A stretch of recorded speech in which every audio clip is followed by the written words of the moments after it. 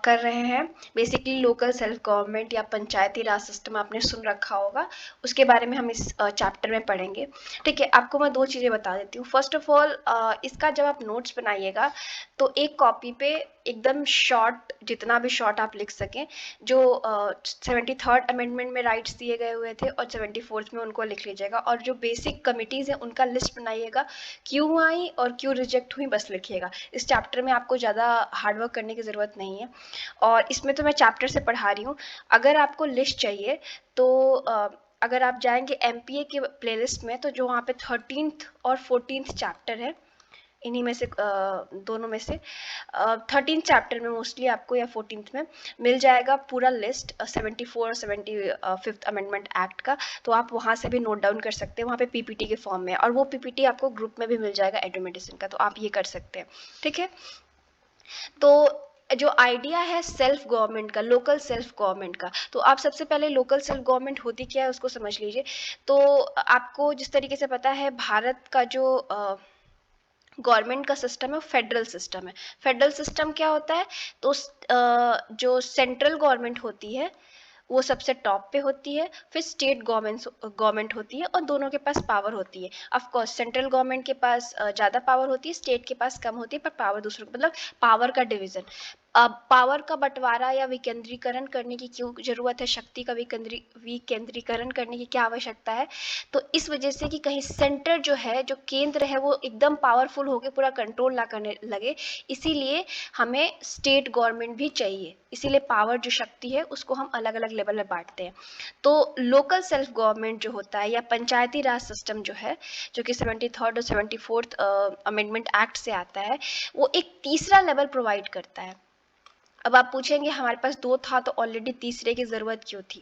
तीसरे की हमें इसलिए ज़रूरत थी बिकॉज़ आप मान लीजिए कि गांव में रहते हैं, तो गांव में कोई समस्या है, गांव में किसी चीज़ का सॉल्यूशन चाहिए, तो आप स्टेट तक जाएंगे। क्या आपको लगता है कि हर जगह पे स्टेट तक पहुंचना पॉसिबल होगा? लोकल लोगों की जो नीड है क्या स्टेट समझ पाएगी? मान लीजिए हम एग्जाम्पल लेते हैं उत्तर प्रदेश का। उत्तर प्रदेश आपको पता है कि बहुत बड़ा स्टेट है, तो क्या स्टेट गवर्नमेंट जो वहाँ की है वो समझ सकती है कि दूर दराज के गांव के जो लोग रह रहे हैं, एक पर्टिकुलर गांव में हम ले लेते हैं, XYZ गांव में रह रहे हैं, तो उनकी नीड्स क्या है? तो इसके लिए हमें लोकल सेल्फ गवर्नमेंट की ज़रूरत थी और है, और अब तो है गवर्नमेंट हमारे पास। तो ये होता है। ठीक है, बेसिक आप समझ चुके हैं। तो हमारे भारत में local self government ancient time से है, प्राचीन काल से हमारे भारत में ये प्रथा रही है। इस कॉन्सेप्ट को जो था हवा जब मिली, जब रिपन का रेजोल्यूशन आता है, ये अंग्रेज होते हैं जिस तरीके से आपको पता होगा, और ब्रिटिशर के काल में इनका एक रेजोल्यूशन आता है जिसमें लोकल गवर्नमेंट की बात करते हैं। ऑफ कोर्स जो अभी लोकल गवर्नमेंट आपको मिलेगी पंचायती राज सिस्टम में, वैसी गवर्नमेंट की बात नहीं करते, बट हाँ करते हैं। ठीक है,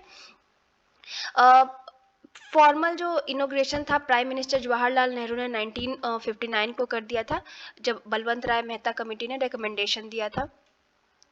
और लेकिन क्या प्रॉब्लम आई पंचायती राज सिस्टम में, जिसको बहुत बार लोग बोलते हैं कि जो PRIs था, शॉर्ट फॉर्म में पंचायती राज इंस्टीट्यूशन को PRIs भी बोलते हैं, वो फेल्ड गॉड की तरह था। रीज़न ये हुआ कि जवाहरलाल नेहरू ने इंट्रोड्यूस तो कर दिया बलवंत राय मेहता कमेटी के रिकमेंडेशन के बाद, लेकिन उस टाइम पे ना इसको कॉन्स्टिट्यूशन में जगह नहीं मिली थी, यानी कॉन्स्टिट्यूशन ने इसे अप्रूव नहीं किया था।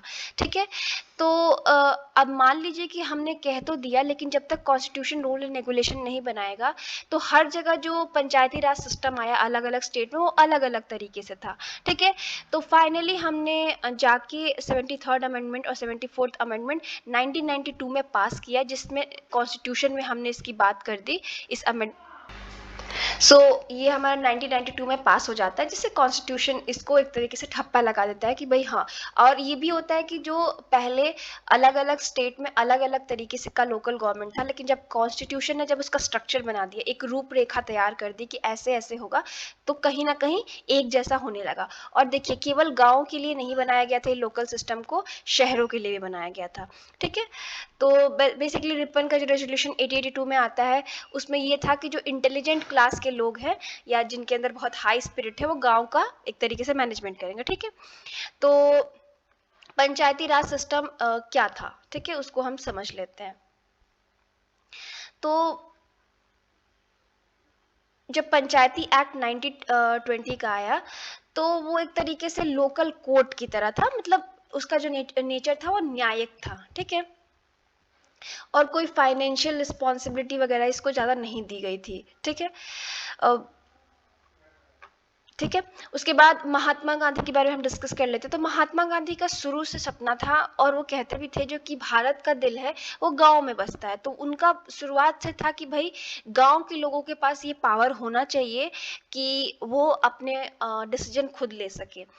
तो जब हमारा कॉन्स्टिट्यूशन बना तो आर्टिकल 40 में कहा गया, directive principle of state policies में, डीपीएसपी में, कि एक इस टाइप का गवर्नमेंट होना चाहिए। तो जिस तरीके से आपको पता होगा आर्टिकल जो 40 है वो नॉन इन्फोर्सेबल है, वो एक रास्ता तो दिखाता है पर इसको इन्फोर्स नहीं किया जा सकता, कोर्ट से नहीं किया जा सकता। लेकिन हाँ, बाद में इसी से आइडिया लेके हमने 73rd और 74th अमेंडमेंट एक्ट कर दिया, ठीक है। अब थोड़ा सा हम स्टेप जान लेते हैं कि इस 74 75th अमेंडमेंट एक्ट आने से पहले क्या क्या चीज़ें हुई। तो देखिए, इंडियन प्लानर्स जो भी देश के लिए प्लानिंग कर रहे थे, मतलब विकास के प्रोग्राम्स वगैरह लॉन्च कर रहे थे, तो मल्टीपर्पज़ कम्युनिटी डेवलप प्रोग्राम जो होता है वो लॉन्च करते हैं। इस प्रोग्राम CDPS जो था, इसका ऑब्जेक्टिव था कि मतलब इसका एम जो था, जो इससे प्राप्त करना था, कि जो गांव के लोग हैं उनका कंडीशन सुधारा जा सके, जो भी रहन सहन, लाइफ स्टाइल, खान पान, सब कंडीशन, पूरा ओवरऑल कंडीशन।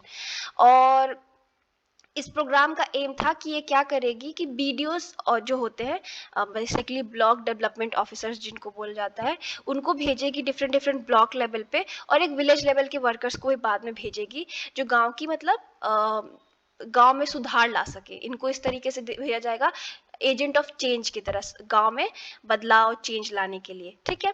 और ये गांव में मतलब बदलाव भी लाएंगे, जो वहाँ के लोग हैं उनको इनकरेज करेंगे, उनको बहुत सारे तरीके सिखाएंगे जिससे वो अपनी जीवन जो है उसको सुधार कर सके। लेकिन जो हमने एक्सपेक्ट किया था CDPS से, जो ये कम्युनिटी डेवलपमेंट प्रोग्राम से, वो नहीं हम अचीव कर पाए। मतलब एक तरीके से ये जो प्लान था हमारा कम्युनिटी डेवलपमेंट प्रोग्राम, वो फेल हो गया, ठीक है। उसके बाद जो प्लानिंग कमीशन थी, उसने बलवंत राय मेहता के बेसिकली चेयरमैन थे। उन्होंने एक आइडिया डेवलप किया कि हम एक डेमोक्रेटिक डिसेंट्रलाइजेशन करेंगे, वो रूरल डेवलपमेंट के अंदर। तो बलवंत राय मेहता की कमेटी आती है, और वो 3 लेवल का एक सिस्टम, हमें 3 टियर का एक स्ट्रक्चर बताती है कि विलेज लेवल पे पंचायत होगा, ब्लॉक लेवल पे एक गवर्नमेंट होगी छोटी सी, मतलब ब्लॉक लेवल पे एक सिस्टम होगा, एक डिस्ट्रिक्ट लेवल पे होगा, ठीक है। 3 टियर स्ट्रक्चर, जिस स्ट्रक्चर से हमने अभी कर ले रखा है।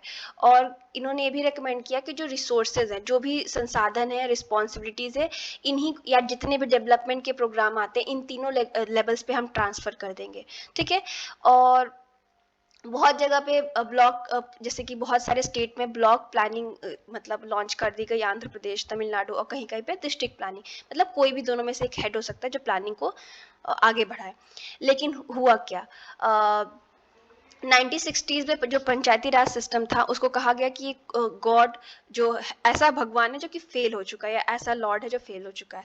फेलियर का मेन रीज़न ये था, इस आइडिया को इम्प्लीमेंट ना करने का मेन रीज़न ये था कि जो पॉलिटिशियंस थे ना, वो इतने खुश नहीं थे इस आइडिया से। उनका ये था कि सारी शक्तियाँ अगर हम डिस्ट्रिक्ट लेवल पे या ब्लॉक लेवल पे दे देते हैं तो हमारे पास क्या बचेगा। उसके बाद वो लोग सोच रहे थे कि अगर पंचायती राज इंस्टीट्यूशन के पास, PRIs के पास पावर आ गई तो कहीं उनके पावर में कुछ घाटा ना हो जाए, ठीक है। तो इस टाइप का सिचुएशन क्रिएट हुआ। और ये भी था कि इस टाइम पे लैंड रेवेन्यू, जो लैंड रिफॉर्म होने वाले थे, वो भी हो रहे थे। और इन सबको ना, जो लोकल गवर्नमेंट थी, उनको ज़्यादातर अपर कास्ट के लोग ही कंट्रोल कर रहे थे। तो अपर कास्ट के लोग कंट्रोल कर रहे थे, तो वो लैंड रिफॉर्म होने नहीं देते, बिकॉज लैंड रिफॉर्म तो जितना ज़्यादातर ज़मीन इन्हीं अपर कास्ट के पास ही थी, ठीक है। उसके बाद सेंट्रल गवर्नमेंट ने, उस टाइम पे कांग्रेस गवर्नमेंट में थी, उसने एक अपना एडमिनिस्ट्रेटिव मतलब मशीनरी निकाली, बेसिकली अपने ही कुछ ऑफिसर्स को काम पे लगाया कि बहुत सारे जो प्रोग्राम्स थे उनको इम्प्लीमेंट करें। जैसे इंदिरा गवर्नमेंट ने इस प्रोग्राम को लॉन्च किया था, जैसे कि small farmer development agency, drought prone area programme, integrated rural development programme, national rural employment programme. इसका बेसिकली ये था कि आर्थिक जो न्याय है वो दिला सके, लेकिन वही कि रिसोर्सेज ना हो पाना, सही से कोऑर्डिनेशन नहीं हो पाना, उसके बाद ब्यूरोक्रेसी, आप जानते हैं कि जो नौकरशाह हैं वो किस प्रकार से काम करते हैं, या जो अथॉरिटी थी उसका ज़्यादा मतलब इतने अच्छे से काम नहीं कर पाई, करप्शन होना, उसके बाद हायर कास्ट का सोसाइटी में होना, इसकी वजह से सारे प्रोग्राम्स जिस तक पहुंचने चाहिए थे वो पहुंच नहीं पाए अच्छे से। ठीक है, और 1970 आते आते गवर्नमेंट सेंट्रल लेवल पे और स्टेट लेवल पे दोनों की विचारधाराएं पीआरआईज को लेके बहुत अलग अलग थी। ठीक है, उसके बाद जो फिर से एक हमने कोशिश प्रयास किया 1970 के बाद कि हम कुछ तो करते हैं कि लोकल गवर्नमेंट ला सके। देखिए, इतने सारे प्रोग्राम लॉन्च किए और वो प्रोग्राम जिन तक पहुंचने चाहिए थे पहुंच नहीं पाए, इतनी सारी समस्या आ रही थी। बिकॉज एक गांव में कौन कौन ऐसा पर्सन है जिनको इन सब चीज़ों का फ़ायदा मिलना चाहिए, उस गांव में नीड क्या है, हर गांव की नीड अलग हो सकती है, आप ऊपर से केवल नहीं मतलब प्लान कर सकते। और आपको पता है कि जो ऑफिसर्स भी काम करते हैं वो भी इतने सारे नहीं है, उनके बीच में भी कोऑर्डिनेशन नहीं है।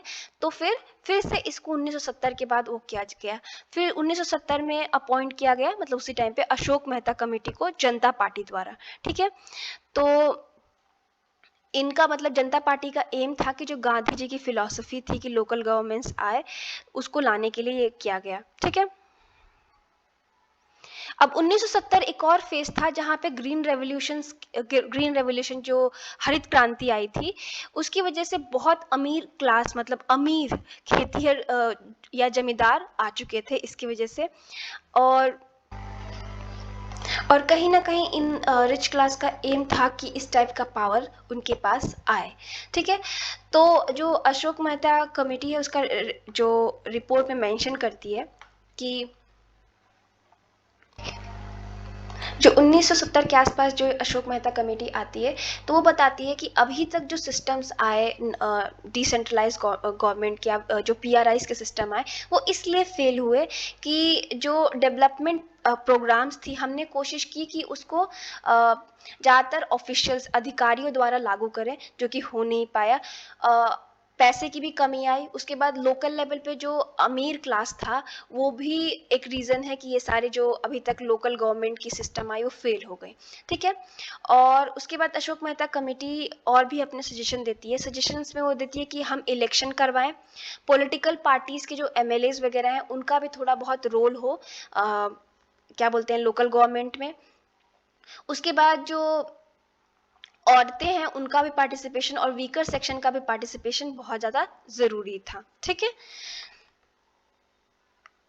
तो मेहता का रिपोर्ट, जो मेहता का जी का रिपोर्ट आया, वो इम्प्लीमेंट अच्छे से नहीं हो पाया, और जो नॉन कांग्रेस स्टेट थी जैसे कि कर्नाटका, आंध्र प्रदेश, वेस्ट बंगाल, उन्होंने फिर से एक कोशिश किया कि पीआरआईज को हम फिर से जागृत करें। ठीक है, वो इंटरनल पॉलिटिक्स चल रही थी कांग्रेस और जनता पार्टी के बीच में, उसका सिचुएशन था, इतना डिटेल में आपको जानने की ज़रूरत नहीं है। ठीक है, तो एक और कांग्रेस गवर्नमेंट जब आती है सेंटर में, तो वो एक और कमीशन को अपॉइंट करती है, CH हनुमंत राव की एक कमेटी को, और इसको एक और मंत्रा वर्किंग ग्रुप जी के कमेटी रिपोर्ट, और फिर एक जीवी के राव कमेटी भी आती है। तो इन दोनों का एक वो होता है कि हम क्यों ना पंचायती राज सिस्टम और डेवलपमेंट प्रोग्राम और एडमिनिस्ट्रेशन को इंटीग्रेट कर दें, मतलब एक साथ काम करने के लिए वो कर दें। जो कॉन्सेप्ट था पंचायती राज का, जो पेपर पे हम बात करें, जिसको LM सिंघवी कमेटी रिपोर्ट ने 86 में सजेस्ट किया कि Panchayati Raj institution should be closely involve in planning and implementation of rural development programmes.